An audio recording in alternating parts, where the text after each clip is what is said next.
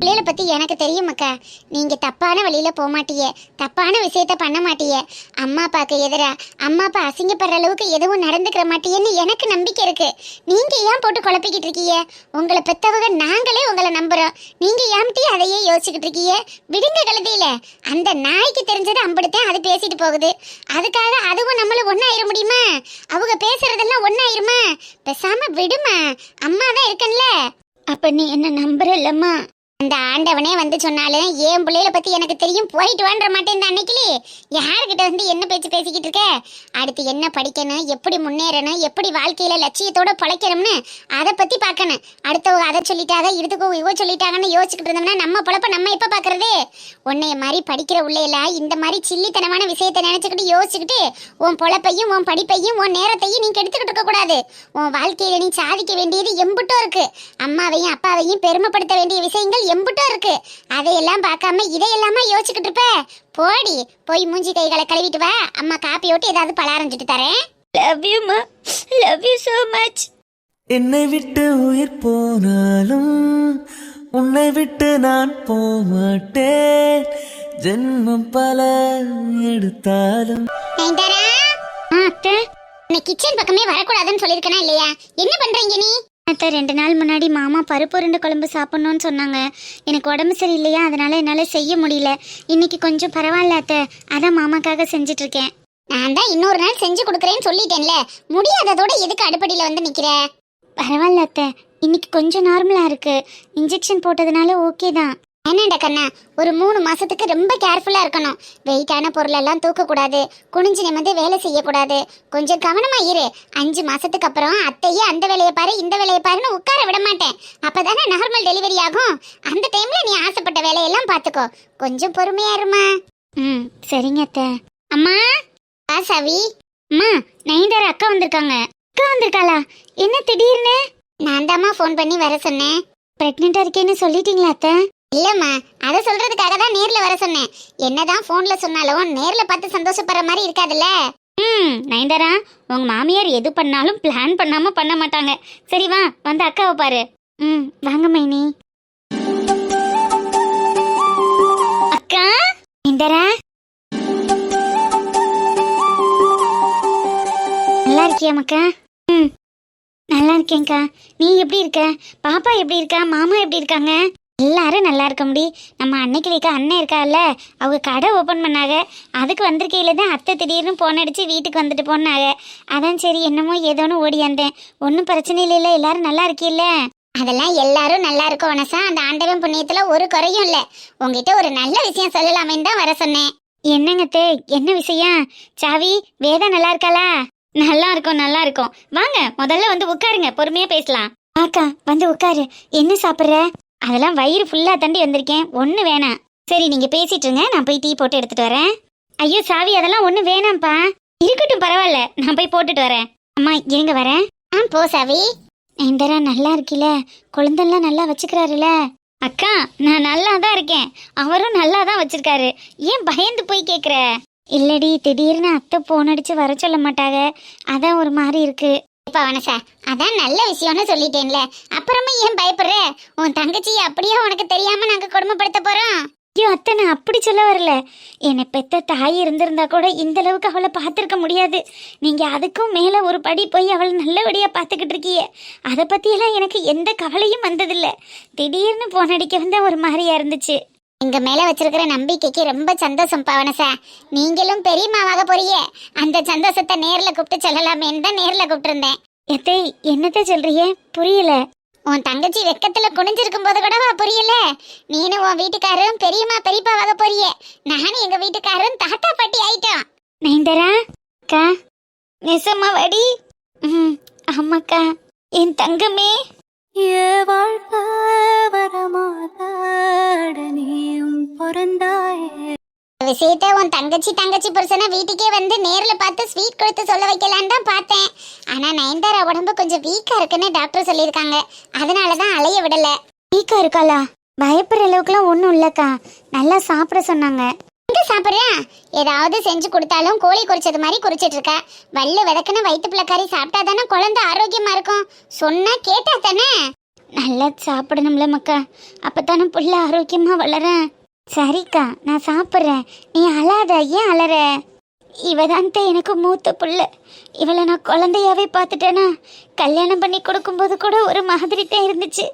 இந்த குழந்தைக்கே ஒரு குழந்தை வரப்போகுதுன்னு நினைக்கும் போது என்ன அறியாமலே என் கண்ணில் தண்ணி வருது.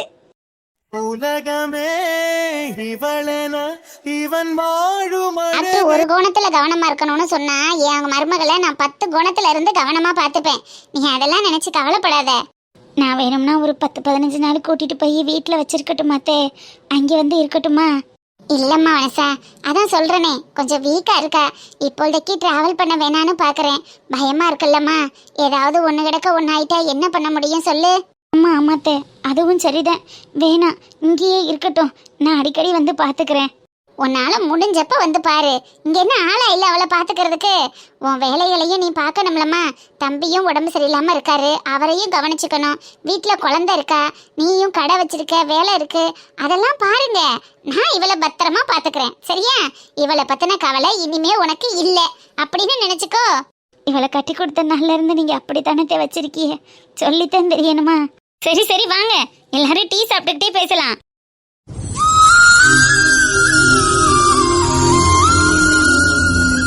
அடியில செய்தி சொல்லி அவனியில் தேடி வச்ச செய்தி சொன்ன மண்ணு வருதா, எனக்கு செய்தி சொன்ன மண்ணு வருதா. சொந்தம் சொல்லி நெத்தியில குங்குமத்தை வச்சு ஏன் மன்னவர் வண்ணவருதா. பாட்டை பத்தியா பாட்ட?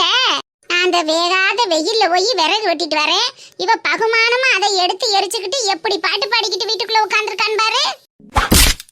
இளங்காத்து வீசுதா, எச போல பாடுதா.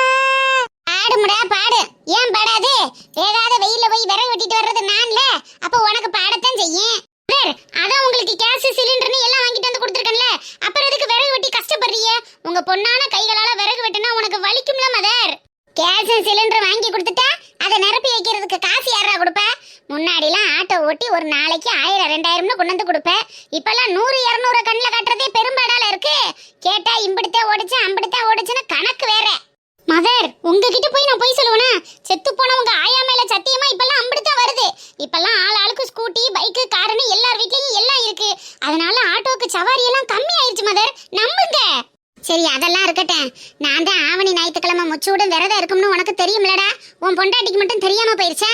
நேத்து நான் தோசை ஊத்துற கல்லுல முட்டையை பொரிச்சு தின்றுருக்கா. அந்த கல்லுல முட்டை பொரிச்சா நான் சாப்பிட மாட்டோம்னு தெரியாது? என்ன மதர், இதெல்லாம் ஒரு பஞ்சாயத்தா? கழுத தோசை கல்ல கழுவிட்டு மாவை ஊத்தி சாப்பிட வேண்டியதானே? அப்ப என்னைய மதிக்க கூடாதுன்னு நீனே உன் பொண்டாட்டிக்கு சொல்லி கொடுப்பியா? ஐயோ அம்மா, நான் எங்க அப்படி சொன்னேன்? உன்னைய மதிக்கணும்னா அவளுக்கு நான் டெய்லி பாடம் எடுத்துக்கிட்டு இருக்கேன் தெரியுமா? நான் விரதத்துக்கு யூஸ் பண்ற தோசை கல்லுல அவ முட்டை வச்சு திம்ப, எல்லாம் நீ கொடுக்கற இடம் தானே. சரி விடுங்க மதர், எல்லாத்தையும் எதுக்கு பெருசு பண்றீங்க? அறியாத புள்ள தெரியாம பண்ணிருச்சு. சின்னவங்க தப்பு பண்றதும் பெரியவங்க மன்னிக்கிறதும் உலக வழக்கம் தானே. நீங்க பெரிய மனுஷி, அந்த பிள்ளைங்க மன்னிக்கப்படாதா? உங்க வீட்டுக்கு வாழ வந்த மருமக தானே, ஒரு வாய்ப்பு கொடுக்கலாமே.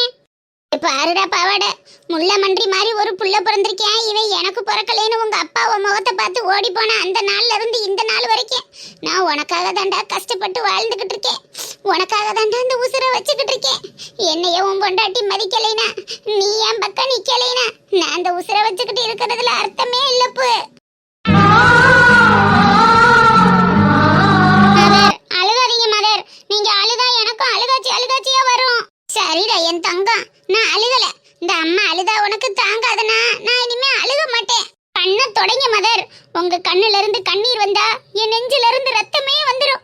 கண்ணை தொடங்க மதர். இனிமே உங்க கண்ணுல நான் ஆனந்த கண்ணீரை மட்டும்தான் பார்க்கணும். ஐயோ மதர், போதும் போதும், ரொம்ப சிரிச்சு நீ பயமுறுத்தாதீங்க. எனக்கே ஒரு மாதிரி பக்குன்னு இருக்குது. பல்ல கொஞ்சம் க்ளோஸ் பண்ணுங்க. இந்த பல்ல காட்டி தாண்டா உனக்கு பிறக்க போற பிள்ளைக்கு இந்த ஆத்தா சோறு விட்டனே. அதுக்கெல்லாம் எங்க விட போறிய? அதுக்கு இடையில தான் என்கிட்ட 1008 பஞ்சாயத்தா இருக்கே. அதுக்கெல்லாம் இன்னும் எத்தனை வருஷம் ஆகுமோ தெரியல. பாவாட உன்னைய மாதிரி ஒரு குட்டி முள்ள மன்றி ராசகுமாரே உனக்கு பிறக்கணும்.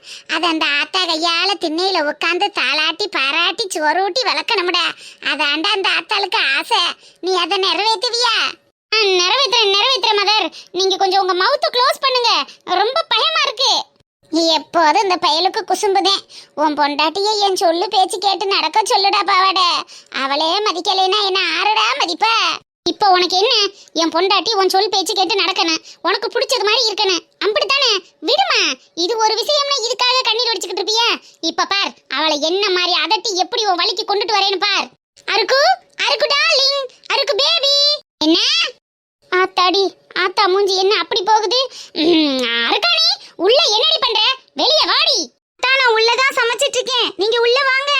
உள்ள வரவா? இந்த வாரம் அருக்கு. ஏலே அடியே அருக்காணி, கட்டுன புருஷன் வாசல்ல நின்னு கத்திக்கிட்டு இருக்கேன், கொஞ்சம் கூட மட்டு மரியாதை இல்லாம என்னைய உள்ளக்க வர நீ சொல்லி கூப்பிட்டுக்கிட்டு இருக்க. வெளிய வாடி. அப்படித்தான் அப்படி போடு.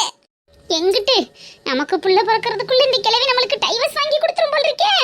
அத்தா, நான் தான் உள்ள இருக்கேன் வாங்கன்னு சொல்றேன்ல, ஏன் வெளியில நின்னு கத்திட்டு இருக்கீங்க? அதாவதுடி அருக்கு, மாமி எதுக்கு கூப்பிட்டேன்னா, டேய் அப்படிதான் கூப்பிடுவேன், நான் அப்படித்தான் கூப்பிடுவேன். ஏன்னா நான் உன்னோட புருஷன், நீ என் பொண்டாட்டி. நான் கூப்பிட்டடியோட வாசல்ல நின்னு கூப்பிட்டாலும் சரி, வாய்க்காலுக்குள்ள உட்கார்ந்து கூப்பிட்டாலும் சரி, ஓடி வந்து என்னங்கன்னு நிக்க வேண்டியது உன் கடமைடி. அதை நீ பண்ணாம என்கிட்ட கேள்வி கேட்டுக்கிட்டா இருக்க நீ. ஐயோ அத்தான், ஏன் இவ்ளோ கோவமா பேசுறீங்க? நான் சமையல் தான் பண்ணிட்டு இருந்தேன். ஐயோ, சிரிச்சு பேசுனா ஆத்தா கோச்சுக்குருவா, முறைச்சு பேசுனா பொண்டாட்டி கோச்சுக்குருவா. நான் யாரு பக்கம் நிப்பேன்? இதுக்குத்தான் இந்த ஆம்பளை எல்லாம் கல்யாணம் பண்ணக்கூடாதுன்னு சொல்றாங்க போல. அத்தான், உங்களதான் என்ன கூப்பிட்டீங்க? பாரு அருக்காணி, நீ எனக்கு எந்த அளவுக்கு முக்கியமோ அதை விட பல மடங்கு எங்க அம்மா எனக்கு முக்கியம். ஏன்னா என்னை பாராட்டி சீராட்டி தாளாட்டி வளர்த்தது எங்க அம்மா. எங்க அம்மாவுக்கு அப்புறம் தான் எனக்கு எல்லாம். அதை நீ முதல்ல நல்லா புரிஞ்சுக்கணும். எனக்கு தான் தெரியுமே அத்தான். அதான் தெரியும், இருந்தாலும் சொல்றாங்களே. யார் சொல்றா? யாரோ சொல்றாங்க, அதெல்லாம் உனக்கு எதுக்கு தேவை? எங்க அம்மாவை பத்தி யாரும் சொல்லியே கொடுக்கணும், நான் தான் சொல்லணும்.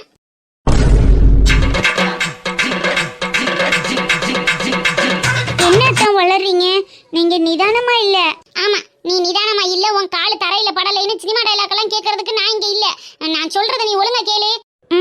சொல்லுங்க அத்தான். அருக்கு, நீ எங்க அம்மா மனசுல இடம் பிடிக்கணுமா வேணாமா? வேணும் அத்தான். அப்பனா நான் சொல்றதெல்லாம் நீ கேளு. சொல்லுங்க. இங்க பாருடி அருக்காணி, உன்னை விட எங்க அம்மா தான் எனக்கு முக்கியம். எங்க அம்மா தான் எனக்கு உசுறு கொடுத்த தெய்வம். அதனால இந்த வீட்ல எங்க அம்மா வச்சதுதான் சட்டம். எங்க அம்மா சொல்றதான் நம்ம ரெண்டு பேரும் கேட்கணும். அது கோடு போட்டுச்சுன்னா நம்ம ரோடு போடக்கூடாது. அது போட்ட கோட்டுக்குள்ளேயே நின்று என்னங்கத்த ஏங்கத்தேன்னு அதோட பர்மிஷன் இல்லாம இந்த கோட்டை விட்டு தாண்டி நீ வெளியே வரக்கூடாது. புரிஞ்சுதா? புரியல தான்.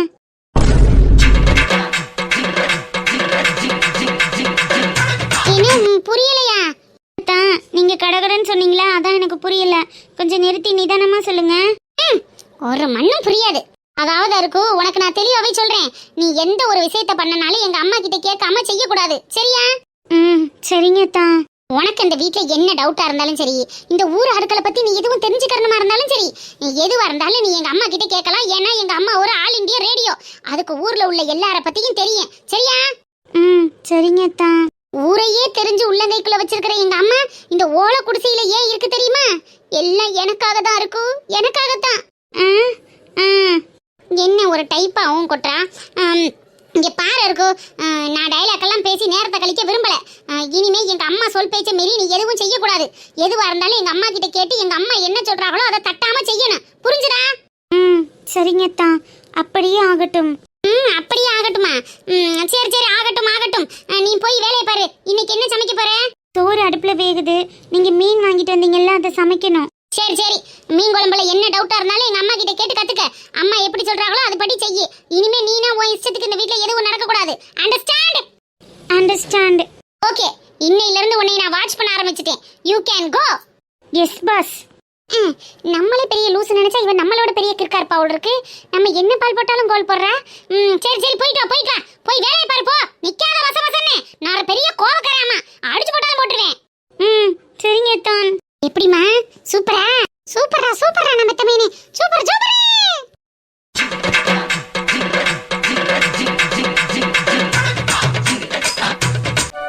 என்னங்க, ஏன் நடந்து வரீங்க? பைக் என்னாச்சு? காலையில உன் மூஞ்சில முழிச்சிட்டு போகும்போதே எனக்கு தெரியும்டி இந்த நாள் எப்படி எனக்கு விளங்காம தான் போகும்னு. அதனாலதான் பைக் வர்ற வழியில பாதியிலேயே பஞ்சர் ஆயிருச்சு. 1.5 கிலோமீட்டர் பக்கத்தூர்ல இருந்து நடந்தே வரேன். பைக்கு பஞ்சர் ஆனதுக்கு நான் என்னங்க பண்ண முடியும்? ஏன் வந்து வராத மாதிரி ஏன் மேல கோவத்தை காட்டுறீங்க? உன் மூஞ்சில முழிச்சாதான் அன்னைக்கு நாளே விளங்காம போயிருதே. இதனாலதான் அந்த சனியனை எங்கிட்டாவது தொலைச்சிட்டு நிம்மதியா வாழலான்னு பாக்குறேன். ஆனா எங்க முடியுது? என் வீட்டுல உள்ளவங்க தான் உன்னைய தூக்கி தலையில வச்சுக்கிட்டு ஆடிட்டு இருக்காங்களே. நீங்க டென்ஷனா இருக்கீங்க, பேக கொடுங்க. இன்னும் கொஞ்ச நாள் இருந்து என் தலையில மிளகா அரைச்சிட்டு எவன் கூடயாவது ஓடி போய் எனக்கு டாட்டா காட்டிடுவேன்னு தெரியும். தெரிஞ்சிருந்தும் என் வீட்டு ஆளுங்க உன்னை வச்சிருக்காங்கன்னா என்ன அர்த்தம்? அவங்கள நீ அந்த அளவுக்கு முட்டாளாக்கி நம்ப வச்சு ஏமாத்துறதுக்கேன்னு அர்த்தம். ஆனா உன்னை பத்தி எனக்கு தானடி தெரியும். நீ எப்பேற்பட்ட ஆளு, எப்பேற்பட்ட கேடின்னு. நான் என்னங்க பண்ணுனேன்? உங்களை விட்டு நான் எங்கே போறேன்? ஏன் இப்படி எல்லாம் பேசுறீங்க? என்னைக்காவது ஒரு நாள் இந்த வீட்டை விட்டு நீ ஓடி போக தானே போற. இன்னாரு பொண்டாட்டி இன்னாரு மருமக எவனோ ஒருத்தனை இழுத்துட்டு ஓடி போயிட்டான்னு இந்த ஊர் ஆளுங்க பேசத்தான் போறாங்க. அன்னைக்கு தாண்டி என் அப்பனுக்கும் ஆத்தாளுக்கும் உன்னை பத்தின அறிவு தெரியும்.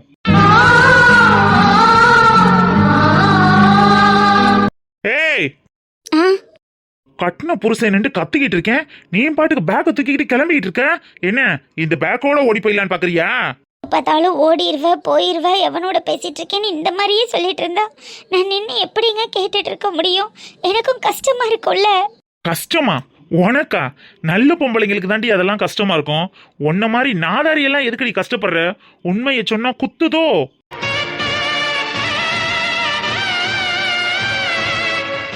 சரிங்க, நான் நல்லவ இல்லாமலே இருந்துட்டு போறேன். இந்த வீட்டை விட்டு ஓடிடுவேன்னு சொல்றீங்கல்ல, நான் என்னைக்கு ஓடுறேனோ அன்னைக்கு திட்டுங்க. அது வரைக்கும் கொஞ்சம் அமைதியா இருங்க. ஓஹோ, நீ ஓட விட்டு உன்னை முன்னாடி விட்டு நான் பின்னாடி பேசணும். நான் உன்னை கட்டுன வண்டி. நீ சரியில்லைனா ஓ முன்னாடி தாண்டி நான் கத்த முடியும். எனக்கு வாச்சிருக்க பத்தியா என் தலை எழுத்து. உன்னெல்லாம் வச்சு காலம் பூரா நான் கஷ்டப்படணும்னு. எங்கிட்டாவது போறதுனா சீக்கிரமே போய் தொலை. நானும் என் பிள்ளை மாதிரி நிம்மதியா இருப்போம். நான் இங்க இருக்கிறது தான் உங்களுக்கு பிரச்சனையா? இருக்கிறது பிரச்சனையானா அப்ப நான் சீக்கிரமே ஓடிடுவேன்னு சொல்ல வரியா? நான் எங்கங்க அப்படி சொன்னேன்? நீங்க தான் அப்படி சொல்றீங்க. இப்ப நீ என்னடி சொன்ன? இங்க இருக்கிறது தான் உனக்கு பிரச்சனையானா அப்ப நான் சீக்கிரமா போயிடுறேன், அதுக்கப்புறம் நீங்க நிம்மதியா இருங்கன்னு தானே சொல்ல வர? ஐயோ, நான் எதுவுமே சொல்லல. நீங்களே நடந்து வந்து டென்ஷன்ல இருப்பீங்க. உள்ள வாங்க, ஏதாவது சாப்பிடுங்க. அடேங்கப்பா, நீ ஒரு ஆளுன்னு நீ பொங்கி வச்ச சோத்த திங்கத்தான் 1.5 கிலோமீட்டர் நடந்தே வர்றாங்க பாரு. உன் மூஞ்சில முழிச்சாலே பாவம்னு நினைக்கிறேன்டி. தலையிழுத்தேன்னு உன் கையால தின்னு தொலைஞ்சு உடம்ப வளர்த்துக்கிட்டு இருக்கேன். ஆனா எனக்கு வர்ற ஆத்திரத்துக்கு மூஞ்சில முழிக்காம பேசாம போயிரு. இன்னைக்கு டேவே எனக்கு வீணா போச்சு. ஏய், என்னங்க? போயிருனா நீ பாட்டுக்கு போற. அப்ப எப்படா இவனை விட்டு போவோன்னு காத்துக்கிட்டு இருந்தியா? ஐயோ அப்பா, ஏன் இப்படி பேசி என்ன டார்ச்சர் பண்றீங்க? இப்போ உங்களுக்கு என்னதான் பிரச்சனை? போயிருன்னு சொன்ன உடனே நீ போனிலடி. அப்ப அதுக்கு என்ன அர்த்தம்? எப்படா இவன் போக சொல்லுவான், நம்ம இந்த இடத்த விட்டு எஸ்கேப் ஆவோம், அதுக்கு தானே நீ காத்துக்கிட்டு இருக்க. அப்ப எனக்கு உன் மூஞ்சில முடிக்கிறது பிடிக்காம இல்ல, உனக்கே என் மூஞ்சில முடிக்க பிடிக்கல, என்னைய உனக்கு பிடிக்கல, அப்படித்தானே?